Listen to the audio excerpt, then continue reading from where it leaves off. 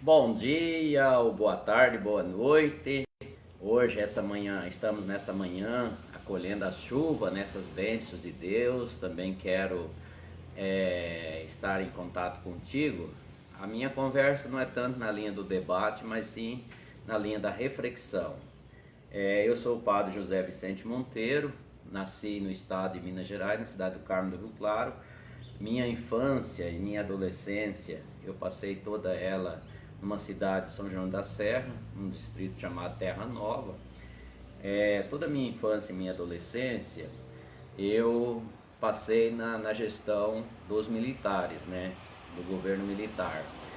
Então tive assim uma infância e uma adolescência muito sofrida mesmo. E aquele sofrimento eu achava que era comum, né? Quando, por exemplo, a gente não tinha roupa direito, né? Eu sou de uma família de pessoas analfabetas tanto no sentido de ler e escrever, como no sentido de interpretar, né, as contradições da sociedade, das injustiças sociais, né? Então, comecei a trabalhar com 8 anos de idade, né? Depois foram trabalhos bastante severos, quando eu trabalhava 10 horas por dia, às vezes até mesmo sem alimentação direito. Trabalhava pesado na construção civil, quando carregava aquelas latas de concreto, né? E o sangue da minha mão se misturava no concreto, né? Então, hoje estou muito agradecido pelas leis que protegem os menores, né? Na minha época não tinha leis que protegiam os menores e por isso as grandes arbitrariedades. Por isso que nós devemos acolher com muita carinho, né, a UECA, né, que é o Estatuto da Criança e do Adolescente, e a preocupação do Estado em proteger os pequenos, né? Porque nós enfrentamos hoje muitas violências intrafamiliar, violência na sociedade, e que o Estado tem por obrigação de coibi-las. Depois, na minha juventude, já fui amparado pela Mãe Igreja, no sentido de ser acolhido como seminarista. Passei 3 anos em Várzea Grande, depois 1 ano em Umuarama, no Paraná. Depois me adentrei na filosofia em Campo Grande, aonde a gente teve um momento muito bonito de liberdade para refletir, para poder ver claro, né, o instrumental das mentiras e também o valor da verdade, né? Então foram 3 anos de filosofia muito bem saudáveis, que eu agradeço muito, porque vocês sabem que a filosofia é aquela questão a filosofia, ela tem como foco principal refutar os erros e as mentiras e ao mesmo tempo proclamar a força da verdade. Nesse sentido, acredito que foram 3 anos muito benévolos e que eu me senti muito bem. Depois veio o momento da ordenação presbiteral, né? Sou padre há 26 anos e sempre trabalhei aqui no Médio Norte, né, do Mato Grosso, em paróquias bastante pobres, e por eu defender muitas vezes princípios de vida, a justiça social, por defender a correção dos corruptos, muitas vezes passei por horas muito difíceis, né, horas em que a própria vida da gente ficou um pouco ameaçada, mas me sinto feliz. Quero aqui também já agradecer, né, ao povo de Alto Paraguai, que nos anos passados me ofereceram o título de cidadão honorário, e na tarde de ontem eu recebi, né, o convite para receber no dia 20 agora, de outubro de 2022, o título de cidadão de honra da cidade de Nova Mutum. Agradeço ao Poder Legislativo, né, aos vereadores que fizeram a indicação de me conceder, né, esse título, uma vez que eu nasci em Carmo do Rio Claro e já com em torno de 1 mês de idade, né, assumi a condição de imigrante por causa das águas de Furnas, né, que cercou a cidade do Carmo do Rio Claro, e eu fui bater então na cidade de São João da Serra, no Paraná, onde estive 18 anos, né, apesar de todo o sofrimento vivenciado por causa do governo militar, né. Eu lembro que às vezes a gente não tinha nem sequer uma camisa, aquela época falava do tal do guarda-pó. Eu lembro que eu dividia o guarda-pó com outro menino, né, porque o governo militar não oferecia, né, não oferecia essas entre aspas, regalias, né, que eu não vejo como regalia, mas como direitos sociais, né, tudo isso que nossos estudantes recebem hoje para se formar bem, para estudar bem, para se formarem bem, né? Graças a Deus, hoje eu vejo que nossas crianças, nossos adolescentes não são submetidas às torturas que eu fui submetido, trabalhar 10 horas por dia sem comida, muitas vezes sem alimentação adequada, claro que nunca passei fome, graças a Deus, mas não tinha respaldo do Estado brasileiro para que a minha cidadania fosse exercida de forma adequada, né? Então, já fiz a experiência de ser migrante, né, andando pelas estradas do Paraná e agora, ultimamente, 40 anos nas terras do Mato Grosso. Então eu me sinto muito feliz e agradecido por vocês me concederem esse título, né, tanto em Alto Paraguai quanto aqui na cidade de Nova Mutum, né. Esses dois títulos estão ligados às minhas convicções, né, às questões da maneira como eu exerço o próprio ministério, iluminado pelo Evangelho, assistido pela força do Espírito Santo e também pelos documentos da Mãe Igreja a qual pertenço, né? Claro que depois de 26 anos de padre ainda se sinto assim, muitas vezes ignorado, refutado, até mesmo por alguns colegas padres, que interessante que alguns colegas padres combatem o comunismo, mas são profundamente seguidores de Marx. Marx via que a religião não passava de uma droga, de um ópio. E quando muitos meus colegas padres fazem do seu púlpito um lugar de não apresentar a verdade como ela deve ser apresentada, eles são seguidores de Marx, estão simplesmente repetindo o que estão dando razão para o Marx. Isso aqui é interessante, né? Querem combater o comunismo, que é um pouco fruto da ideologia marxista, e depois, a hora que eles têm que apresentar a verdade da fé cristã de forma coerente e de forma profética, dão razão para o Marx, o qual dizia lá no final do século XIX que a religião não servia para nada, servia apenas para enganar as pessoas. Isso aqui é um problema de alguns padres, até mesmo de alguns bispos, e também de alguns pastores, usar da religião para alienar o povo e não ter coragem de falar, né, como Jesus Cristo falou há 2000 anos atrás. Jesus Cristo foi bem claro na sua mensagem, quando proclamou uma fraternidade universal, quando proclamou que todo ser humano tem direito à vida, tem direito aos bens da criação, quando Jesus Cristo disse que neste mundo não é lugar da opressão. Entre vocês não deve ser assim.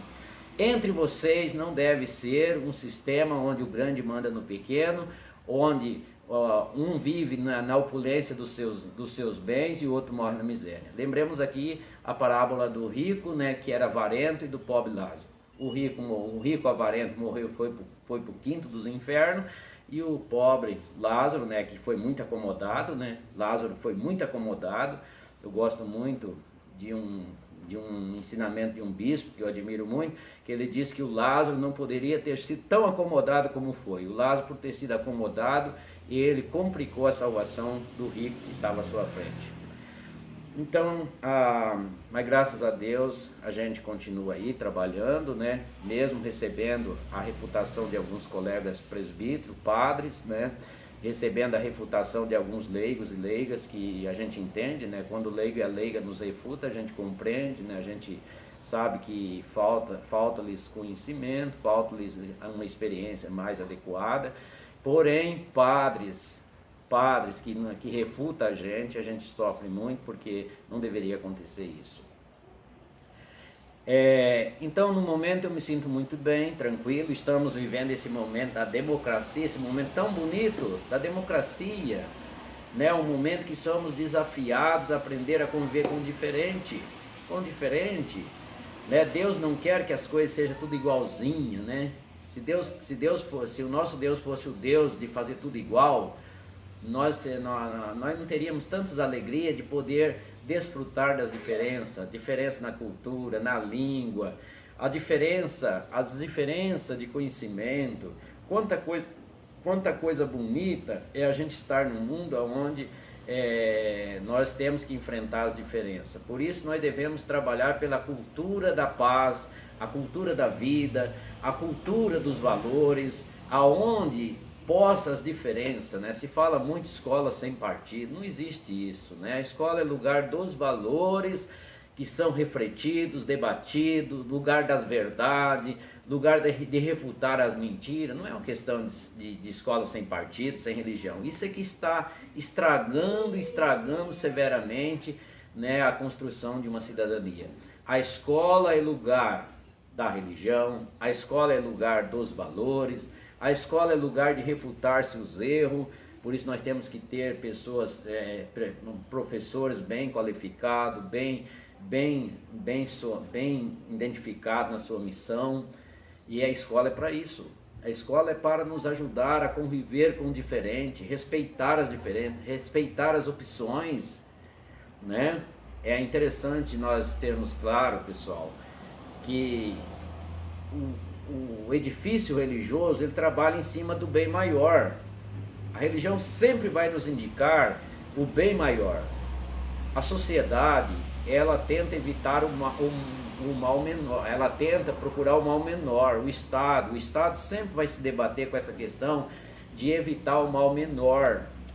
Por isso que fica muito difícil a gente fazer uma conjunção de espaços de religião e Estado. Por quê? Porque a religião busca o bem maior, a religião proclama tudo aquilo que há de bom para um ser humano. O Estado, ele tem essa questão de evitar o mal maior, né? De buscar sempre o mal menor, né? de evitar o mal maior. Então, nesse sentido, democracia, né? Quando nós deixamos lá a monarquia, entramos numa república federativa, nós fizemos a opção por sermos uma república, onde todos possam se expressar, onde todos possam se sentir, né, cuidadores. Nós temos na questão da República Federativa a questão da propriedade privada, mas sobre a propriedade privada, a propriedade privada não é absoluta. Ela está disposta para o bem comum. Sobre cada propriedade privada, seja ela agrária ou urbana, está uma hipoteca social. Isso são palavras de um santo da Igreja Católica, São João Paulo II, e dos documentos da Igreja. A propriedade é privada enquanto corresponde à questão do bem comum.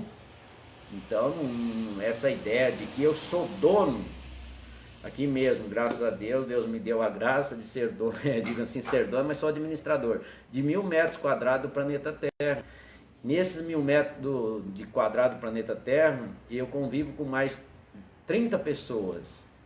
Procuro ter um aluguel mais em conta, mais humano, porque é muito complicado quando as pessoas usurpam dos bens da criação para satisfazer suas avarezas, seus egoísmos. Isso é muito comum no nosso Médio Norte Mato Grossense, né? Veja bem que eu aqui defendo como eu vejo o agronegócio. O agronegócio é bom desde que ele esteja correspondendo aos fins sociais. A questão de alimentos para o mundo, de alimentar o mundo, de oferecer trabalho digno para todos, mas não podemos, hora nenhuma, abrir mão da pequena agricultura. Não é justo você, de repente, se deparar diante da obrigatoriedade de comprar 1 quilo de limão por R$11. Não é justo.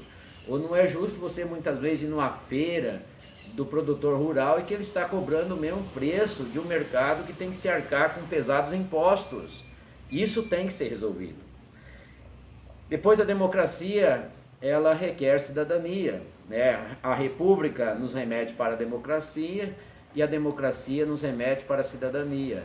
Cidadania requer capacidade de viver e conviver, de aprender junto, e para isso é necessário ler, assistir, ter coragem de conversar, de dialogar com o diferente, né?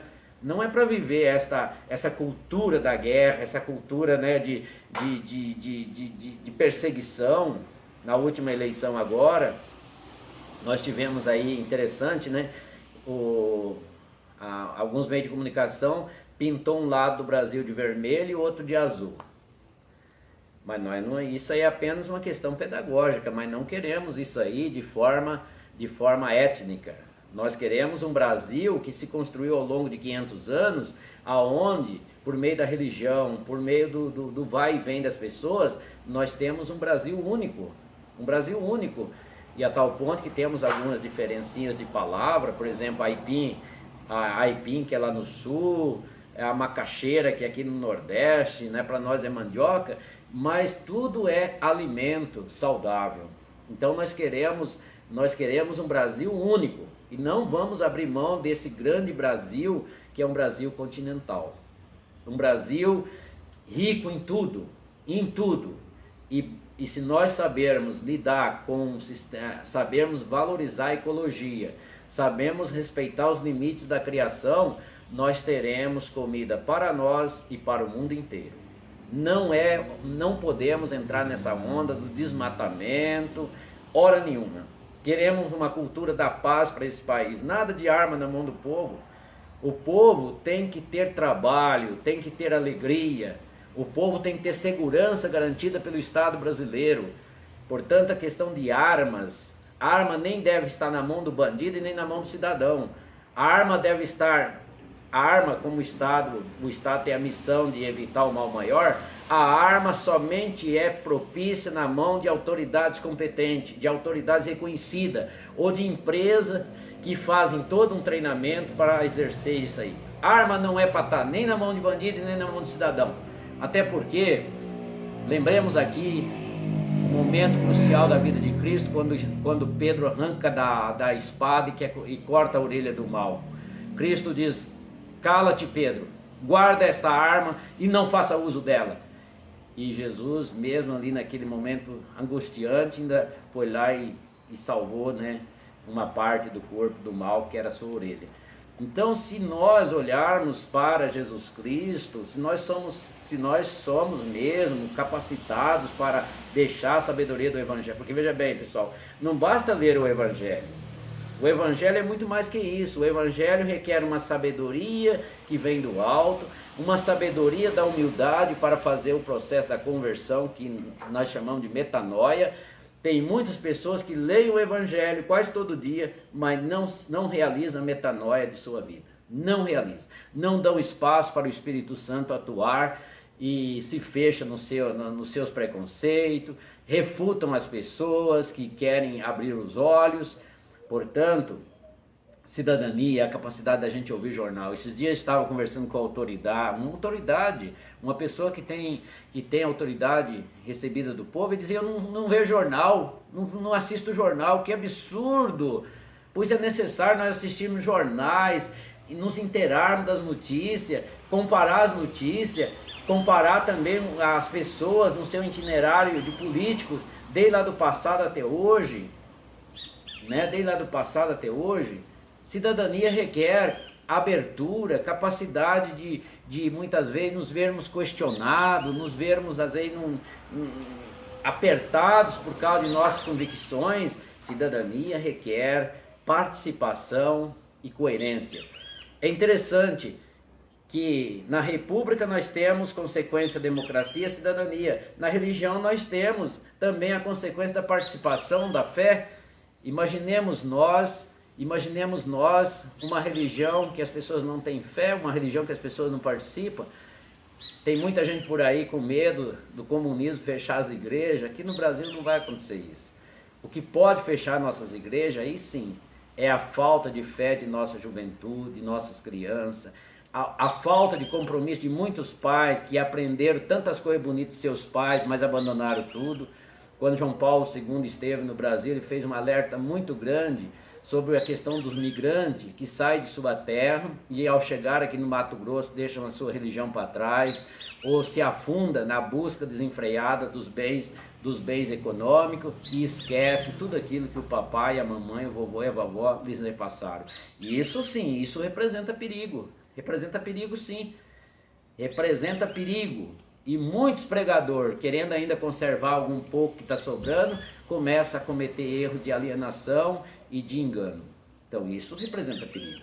Então religião requer também participação, requer amor à comunidade, acolhida dos valores,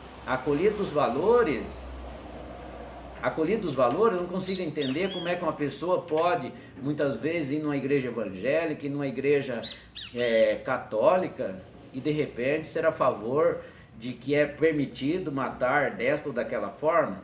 Não sou a favor do aborto, não sou, porque sou cristão, mas também não sou a favor que nossos adolescentes e nossos jovens sejam trucidados, aniquilados por causa de uma estrutura pecaminosa que nós chamamos drogas, vícios, males e vício. Temos que ter coragem de enfrentar esse problema e de achar soluções viáveis, porque o que estamos vivendo não está sendo apto para corresponder à proteção da vida de nossas crianças, adolescentes e jovens. E aqui quero dizer mais ainda, né? Muita questão em torno da família. Família a partir do bem maior é uma construção permanente, é uma construção de um homem e de uma mulher que se querem bem, de um homem e de uma mulher cuja a Igreja Católica coloca na boca do noivo e da noiva palavras muito suculentas, palavras muito profundas. Eu prometo fidelidade na alegria e na tristeza, na saúde e na doença, amando-te e respeitando todos os dias de minha vida. Então a família, para a nossa fé católica, é uma estrutura permanente. Não é uma estrutura que constrói uma aqui, constrói outra ali, constrói outra lá, né? Claro que não podemos, hora nenhuma, condenar essas realidades, não vamos entrar na questão da condenação, porque somente aquele casal que faz a experiência da separação sabe o quanto de dor sofreram. Não vou entrar na questão da condenação. Aliás, a igreja tem um ensinamento muito bonito para tratar os casais de segunda união, que é a acolhida, que é a misericórdia, né? De ajudá-los a viver essa situação, mas não vamos achar que família é algo que é temporária, né? Qualquer probleminha já vai acabando com a família. E aqui entra uma questão séria. A turma diz assim que castidade é para padre e freira, castidade é para homem casado, mulher casada também. Quantas vezes um jovenzinho, uma jovenzinha se casam e logo um ano depois tem uma doença que vem a tirar toda a sua vitalidade sexual, e os dois devem permanecer-se castos? Então castidade também é condição para manter um casamento. Não é por causa de um probleminha aqui ou acolá que eu vou largar minha família e um mês, dois depois vou estar me ajuntando. E aqui nós devemos combater seriamente a questão daquela questão de relações que são fundadas na força da economia, na força do dinheiro. Na força do dinheiro. Eu acredito somente na relação madura e sadia de um homem e uma mulher que se amam, que se querem bem. E aqui não vou entrar na questão das faixas etárias, porque muitas vezes o amor e o respeito pode existir sim em faixas etárias diferenciadas. Mas geralmente nós sabemos que pode sim ter interesses mesquinhos, negociata, fundado no dinheiro e nos bens econômicos. Então família é algo permanente, duradouro, aonde são capazes de fazer renúncia, sacrifício. As palavras ditas pelos noivos são bem claras: na alegria e na tristeza, na saúde e na doença, amando-te e respeitando todos os dias de minha vida. Família não é algo que vai se formando a cada 2, 3 meses e depois jogando fora. Família é algo permanente. Nessa situação também da família, devemos trabalhar pela dignidade da sexualidade. Relações sadias, relações onde a sexualidade não seja banalizada. Porque nós temos um problema muito sério dessa questão de gênero, né? Muitas vezes somos totalmente aversos a isso ou aquilo, mas queremos dizer bem claro: tudo aquilo que banaliza a grande energia da sexualidade, tudo aquilo que desvirtua a finalidade da sexualidade deve ser refutada. Não é uma questão de heterossexualidade ou de homossexualidade, não tem nada a ver com isso. Nós temos que trabalhar para que a sexualidade atinja sua finalidade, que é a finalidade do encontro, do respeito, e não de agressões intrafamiliar ou de banalizações do encontro do ser humano. Sexualidade é uma energia que ganhamos do Criador para a alegria do encontro. Então tudo aquilo que vem a banalizar isso aí não está de acordo com o projeto do Criador e muito menos com a sabedoria do Evangelho, quando Jesus Cristo disse bem claro: o homem deixará seu pai e sua mãe, a mulher deixará seu pai e sua mãe, os dois formarão uma só carne. E a igreja depois acolheu o sacramento do matrimônio, onde somente um rapaz e uma moça têm condições de serem ministros desse sacramento, quando proferem um ao outro na singeleza do coração. E eu te prometo fidelidade, fidelidade na alegria e na tristeza, na saúde e na doença, amando-te e respeitando todos os dias de minha vida. Vamos respeitar sim. Vamos respeitar sim a cultura que estamos vivendo. Respeitar não significa ser conivente. E eu posso respeitar profundamente um casal que está fora da sua realidade de sexualidade, ou não estão se fazendo essa finalidade do encontro. Posso respeitá-los, claro que não posso ser conivente, né? E nem ser torturador. Depois, nós devemos trabalhar. Amanhã nós estamos celebrando dia 8 de dezembro, dia do nascituro. É lógico que eu agradeço as pessoas que estão enviando para mim, né, querendo me criticar, querendo ensinar o Pai Nosso ao padre, né? Tem alguns leigos e leigas que são atrevidos, querem ensinar o Pai Nosso ao padre, né? Em vez de ser um pouco humilde para se aproximar do padre e esclarecer suas dúvidas. Mas agradeço sim as pessoas que me mandam, né, aqueles bebezinhos, que é fruto do aborto. Claro que eu não sou a favor disso, nem pensar. Santo Irineu diz que a alegria do homem, a glória de Deus é o homem de pé. Santo Irineu, já no início da nossa fé, ele diz que a glória de Deus é o homem de pé. Então não podemos, hora nenhuma, aliás, nossa formação aristotélica tomista diz que lá no embrião já está o homem maduro, já está o homem com todos os seus atos no futuro. Então não podemos, hora nenhuma, filosoficamente, baseado na filosofia aristotélica tomista, de provocar aborto, de ser a favor do aborto.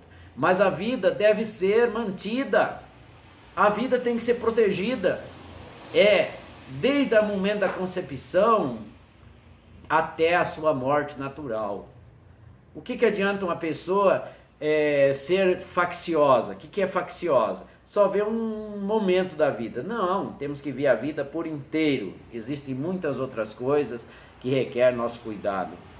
Superar uma sociedade marcada por males e vícios, né? Quantas pessoas hoje, de cada 100 pessoas, apenas umas 10 procuram igreja no final de semana. As outras, a grande porcentagem do povo gosta de uma cachaçinha de domingo.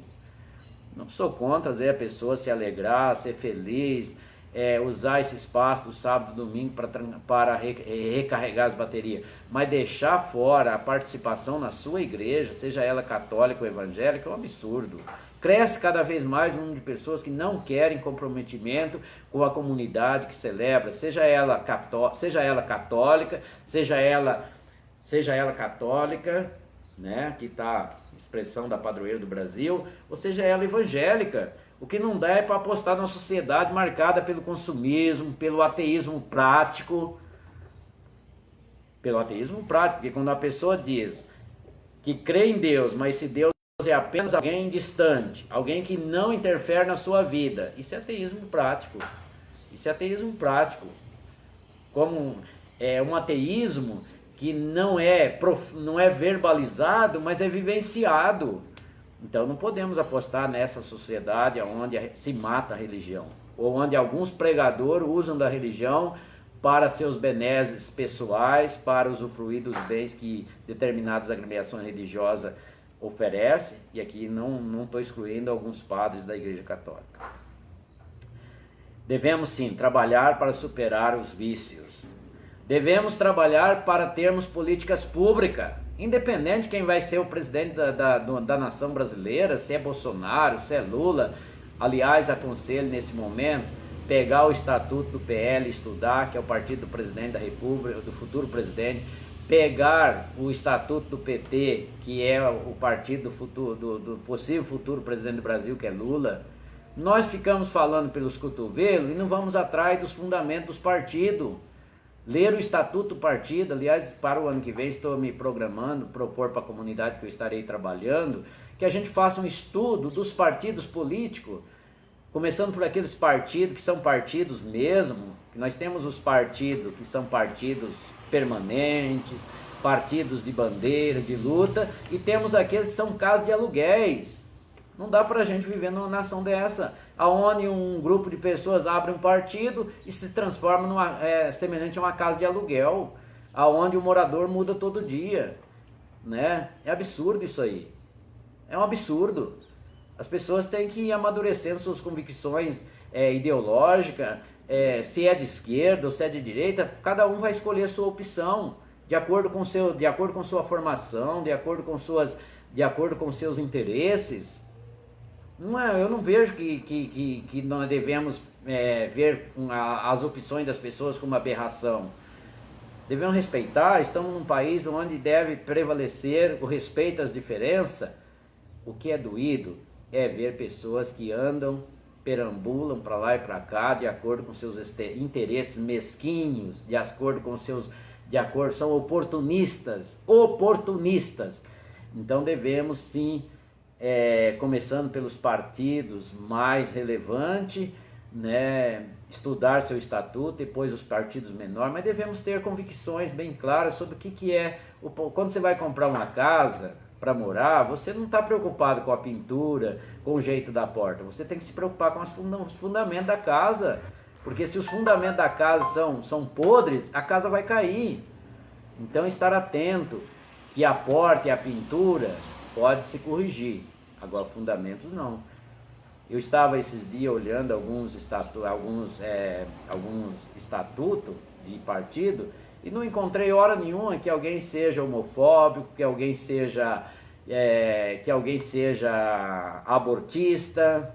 Eu não até agora não encontrei. Vamos estudar mais ainda, né? Quem sabe? Mas os partidos, né, não são tão tapados de repente defender coisas que vão contra a vida e contra as políticas públicas.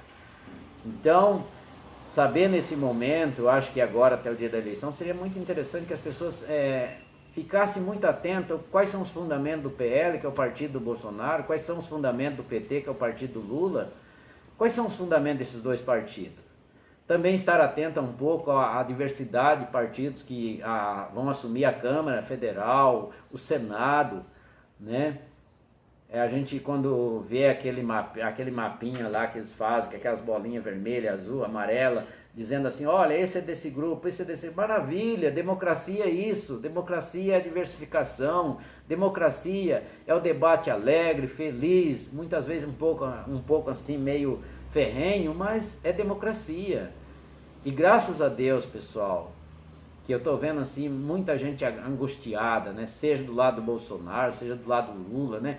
Uma angústia. Queremos lembrar que nosso Brasil,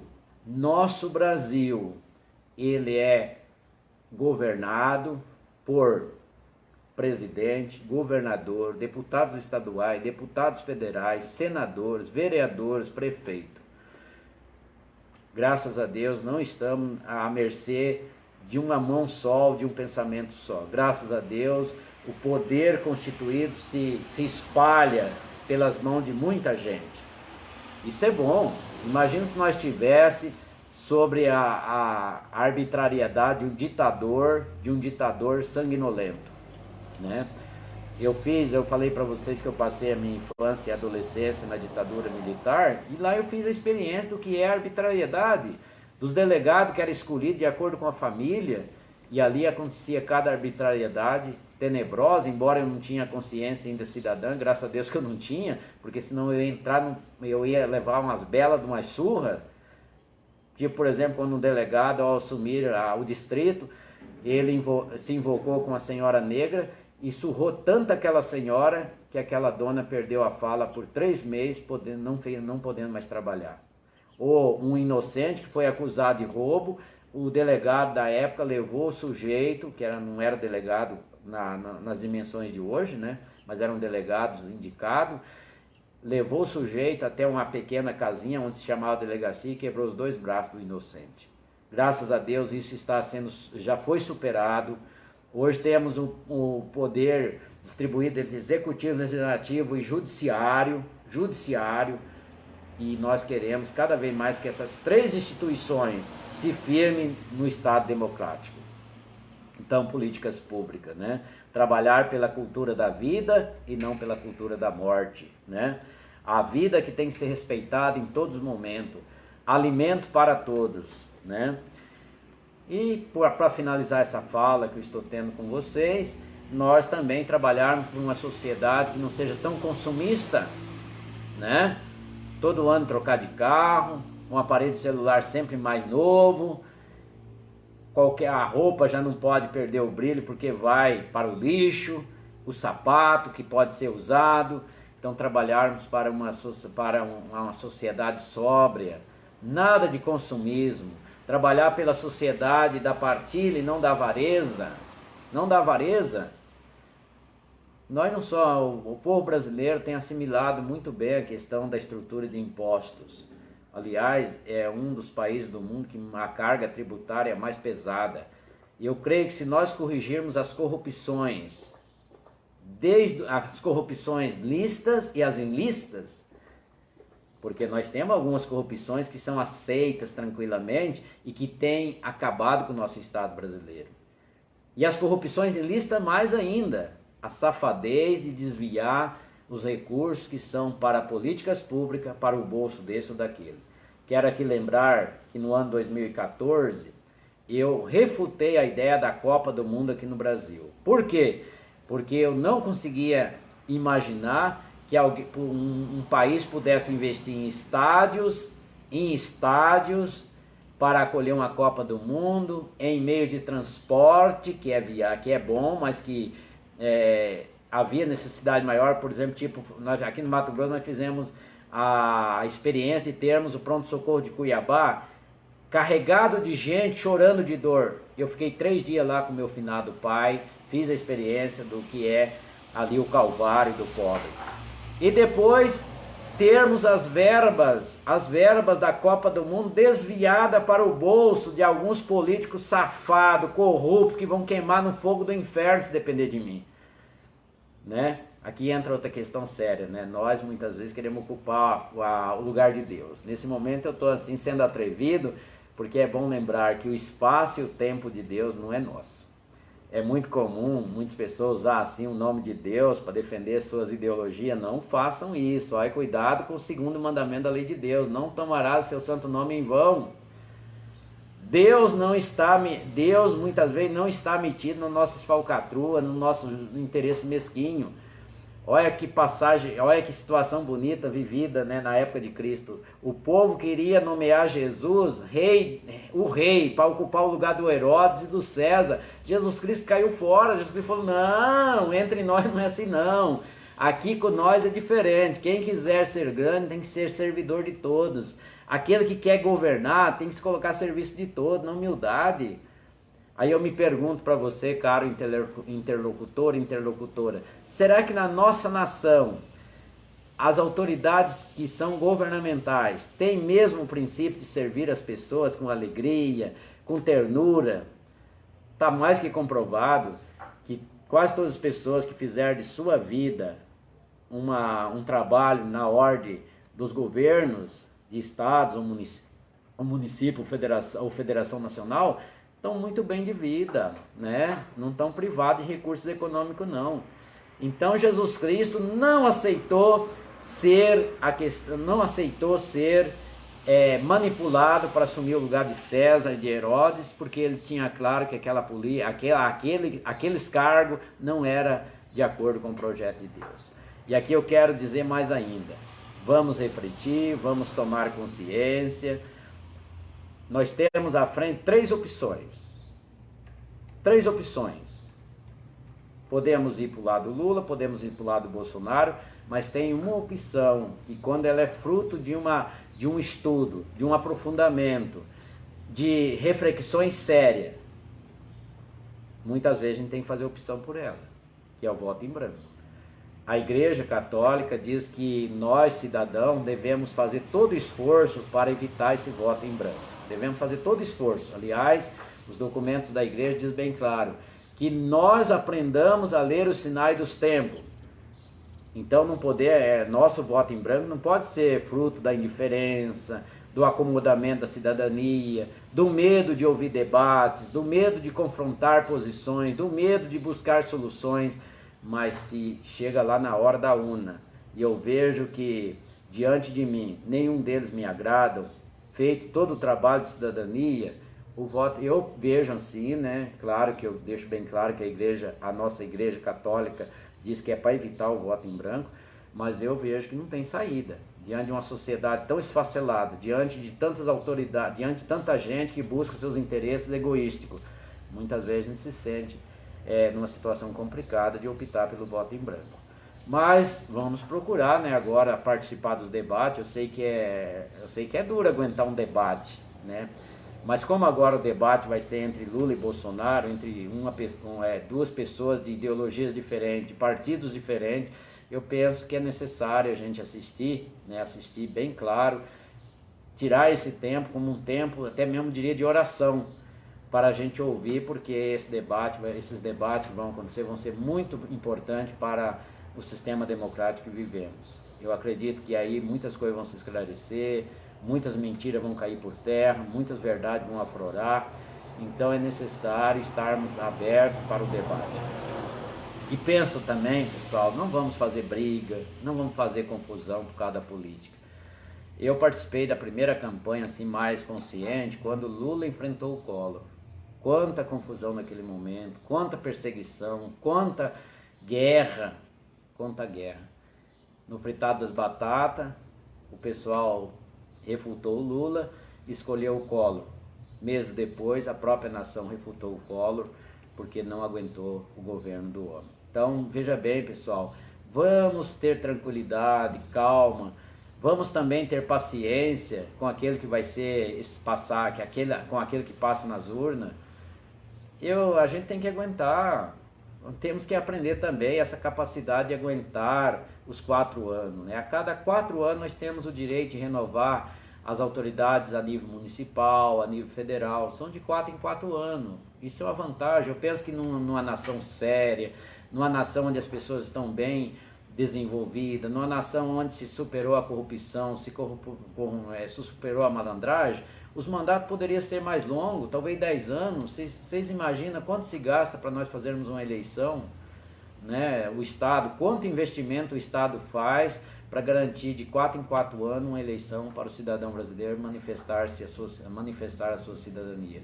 Mas eu penso que no Estado bem articulado, bem organizado, onde não se há corrupção, onde as autoridades são profundamente dignas, eu penso que poderíamos ter um espaço mais longo para o mandato das pessoas, que até daria mais condições para o governo. Se temos que ir nas urnas de 4 em 4 anos para renovar nossas autoridades municipais, estaduais e federais, é porque temos muitas coisas ainda que não funcionam. Então, meus queridos amigos, né, as pessoas que quiserem estar em diálogo comigo para trocar ideias, não para em si criar polêmica, criar confusão, falta de respeito, perca da amizade, eu não estou aí para isso. Mas quem quiser trocar ideias, também usufruir do conhecimento que eu tenho ao longo desses 58 anos de idade, 26 anos de padre, né, estou aí à disposição, né. Nós temos 3 opções pela frente: Lula, Bolsonaro ou, em último caso, voto em branco.